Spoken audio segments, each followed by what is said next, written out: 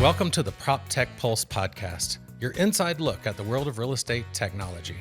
I'm your host, Kyle Hunter, here to guide you through the latest trends, expert insights, and game-changing tech shaping the real estate world.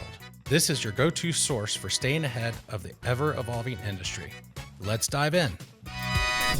Hey, Jeff. Thanks for joining PropTech Pulse today. How are you today? I'm doing great. Thanks for having me. Good. We're coming live from 1000-watt signal, and a lot of cool things going on in the industry right now. But I'd love to start out. I know, we've known each other for 15, 20 years, long time in the industry. It's actually my longest healthy relationship. Yeah.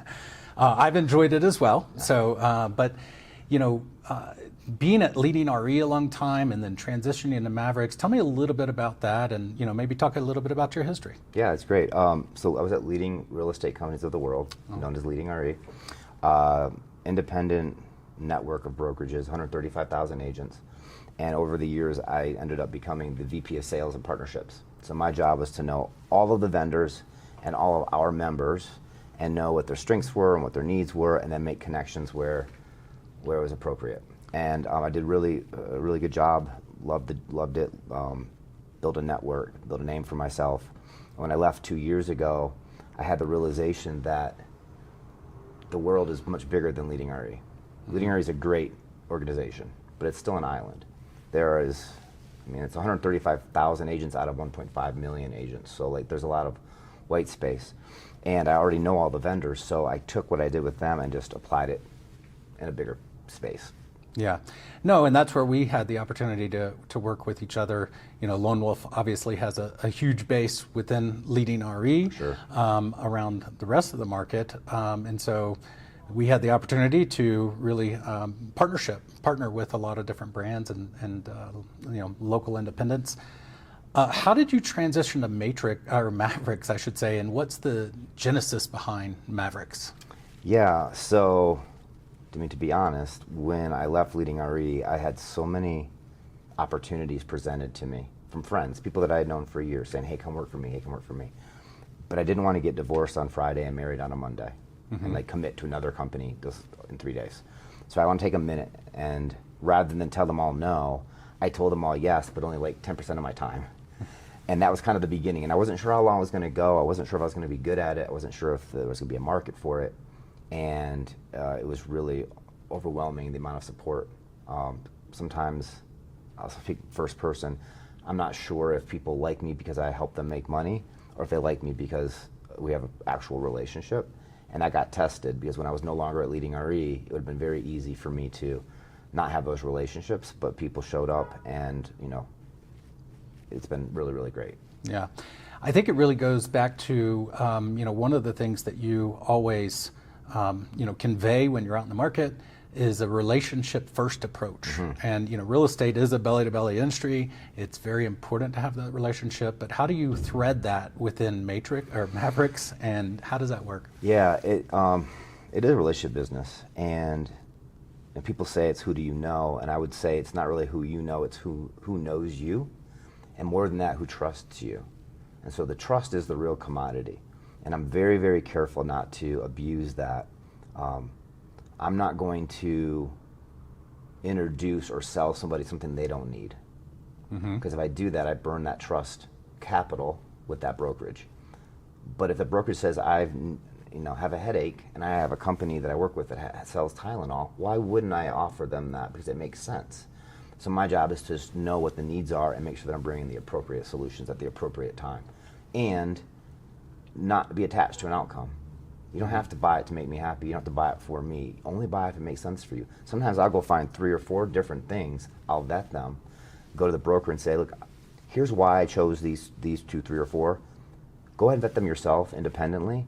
Let me know what your feedback is, and then let's figure out what the right solution is. Because if I make the decision for them and push them into one product, and then it doesn't work, then that's going to blow back on me. And honestly, it's not my money, and I'm not responsible for the outcome. It's their company.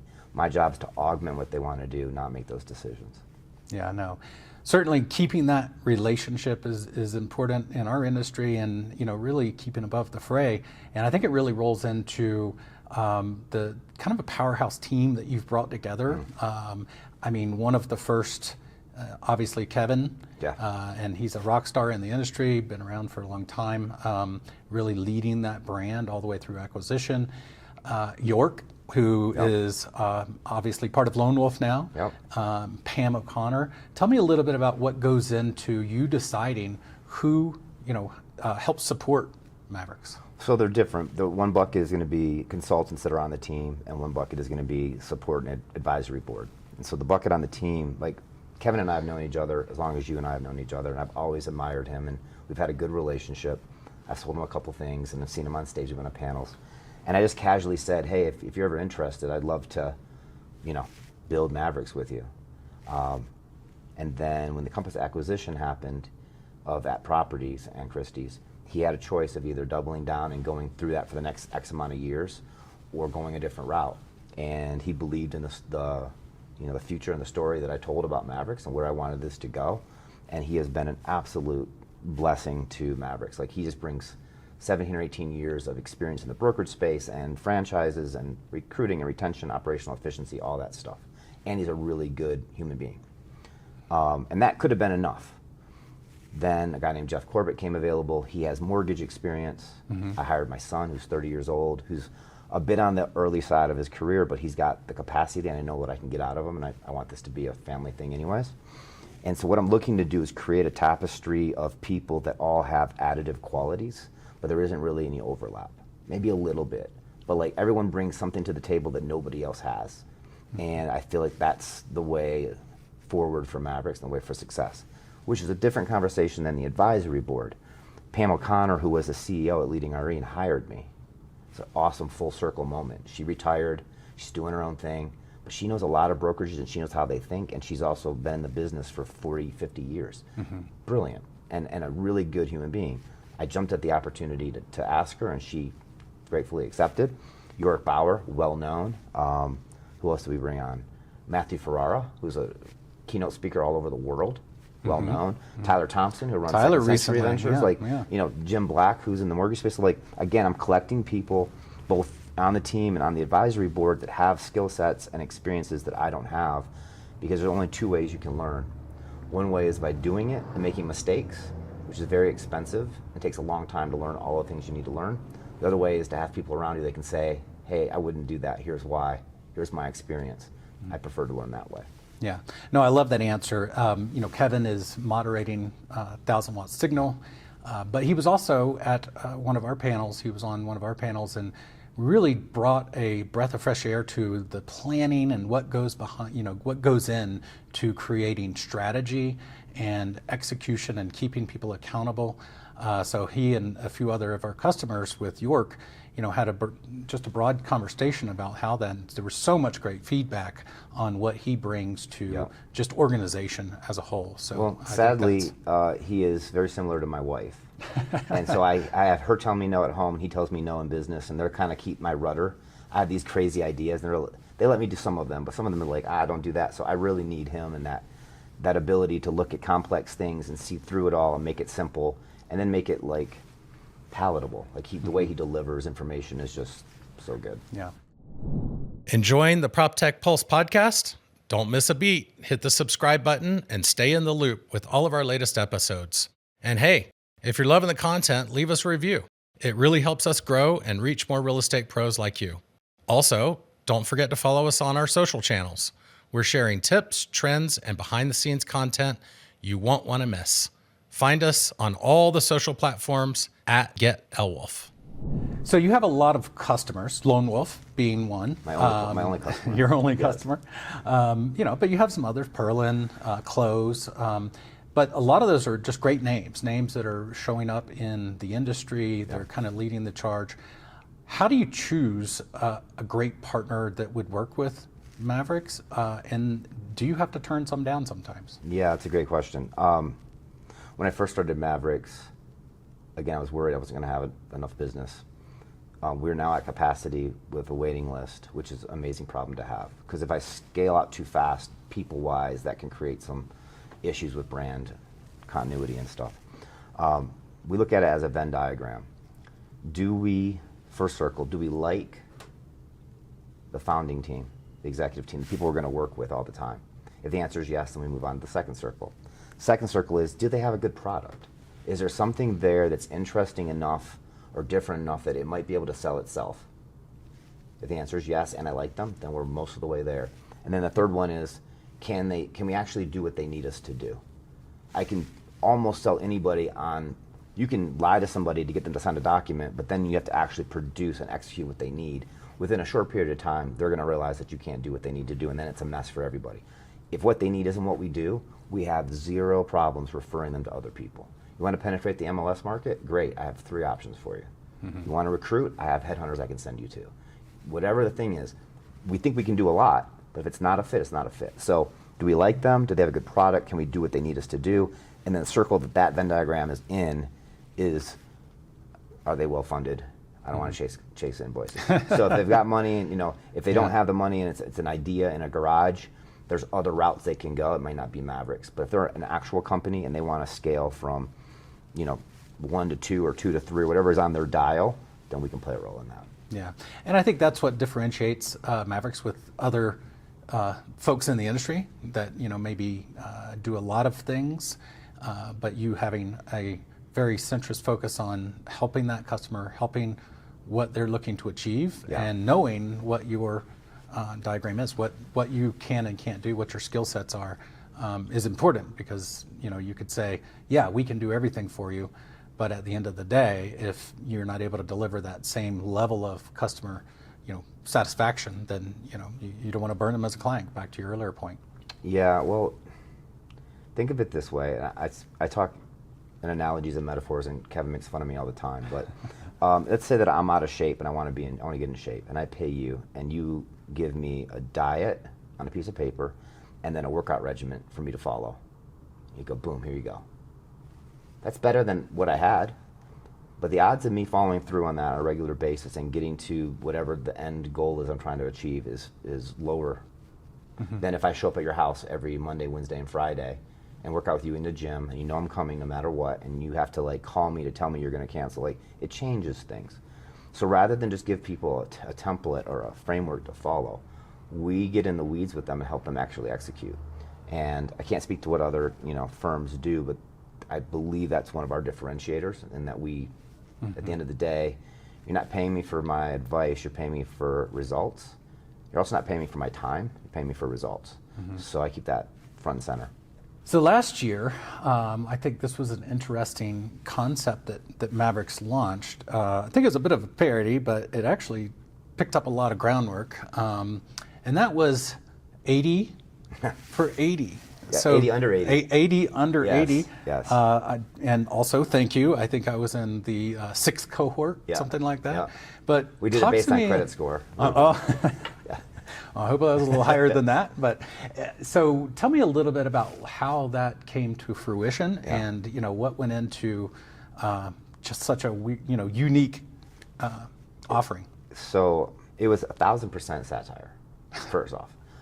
There are all kinds of lists. Swanepoel's got a 500, they got a Mega 5,000, there's a Riz Media thing, there's a Housing Wire thing, there's other, Inman has their thing. Everyone's got these lists. And often there's a number associated with it. And I made fun of them because I've never been on any of them. So I was like, you know what, I'm gonna create my own list. I was gonna do a 50 over 50, because everyone talks about how 30 under 30 Forbes or whatever. What if we celebrate people that are over 50? Great idea, funny, right?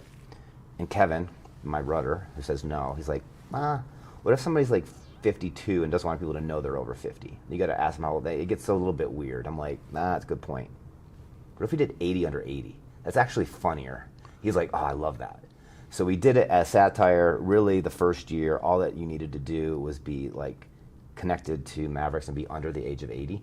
And even that, we were probably maybe we had one person that was over 80, I don't remember. And it was totally just gonna be a fun thing. And it absolutely blew up. We had, I don't know, 300,000 or 400,000 impressions on LinkedIn. I had people emailing me saying, my boss wants to get on your list next year, what does it cost? I'm like, are they under 80? Do I know them? It's not that hard. It's become its own thing. So, maybe we're gonna continue it, but it'll be interesting to see if it stays satirical or if we, make it a real thing. I don't know. Yeah. Yeah, I think also Jake Hamilton, who's head of our strategy and product, was also one of the lists on the list. So that was great. I put him on there because I didn't want him to get mad that you were on there. So I had to put you guys both on there. Oh, good deal. So if you're, pivoting a little bit more, if you're placing a bet on a PropTech, there's a lot of stuff out there. There's a lot of AI and startup companies. You are involved with Reach. I know that you are, help them out in different ways, help with the selection process. There's just so many. Yeah. How do you fight through the noise of what actually matters from a PropTech company and what is something that's kind of a good, nice to have, but maybe not something that's structural to a company or not going to make it, in our industry? That's tough, right? So Second Century Ventures, which runs Reach, which is the arm of NAR, their buy box is very different than what I would care about as a Maverix CEO. They care about, are you helping and assisting real estate agents, realtors to do more business and to have a better career. And they're looking at it as, is this going to exit and is this going to return to the fund so they can invest in more companies. And that's a very different template than what I look for. What I see is, please stop leading that you're AI driven. I don't know a company that's not AI driven. So because everyone's doing it, no one has to say we use pencils, we use computers. At some point it's ubiquitous, let's just not talk about it anymore. I also think that people sell, many founders, I'm generalizing, but 90% are technical founders and are absolutely brilliant. I sometimes lock myself out of my computer because I forget my password. I'm not the tech, I'm not coding anything, right? Mm-hmm. Great, I have a role, they have a role. The problem is that they focus on how beautiful the architecture is and all of the product features and all the integrations, and that's great if they're talking to another CTO that can nerd it out about that stuff. The challenge is that all the end user cares about is what are the results? Mm-hmm. Is it easier? Is it faster? Is it cheaper? Is it more accurate?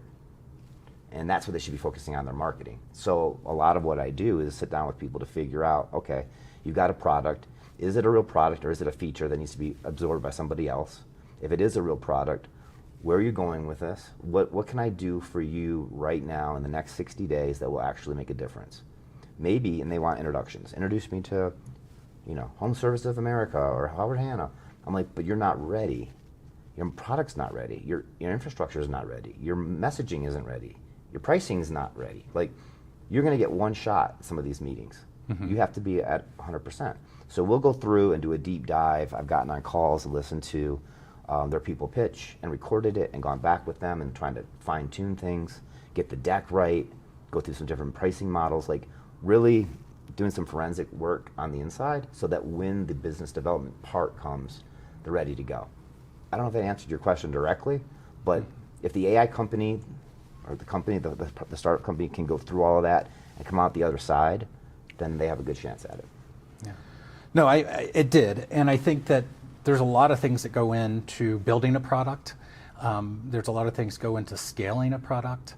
There's things that founders are really great at creating, but sometimes the business aspects of running the business and understanding what it needs to really cater to a wide breadth of audiences. When you're looking at different brokerages, they have different operating models, geographies, cultures, all of those things are different. And to create something that kind of scales to fit a wide array of all of those variables can be difficult, and especially if you're trying to write it for one segment of the population, but then you try to grow that, well, you didn't really necessarily pick up on the things that other brokerages care about. So it's a fractionalized space. There is so many different nuances, and if people maybe build a product, exited, and are coming back at the second bite of the apple, they get it a bit more. But for people that are new to the space or come from outside the space, they see the numbers are 1.5 million agents.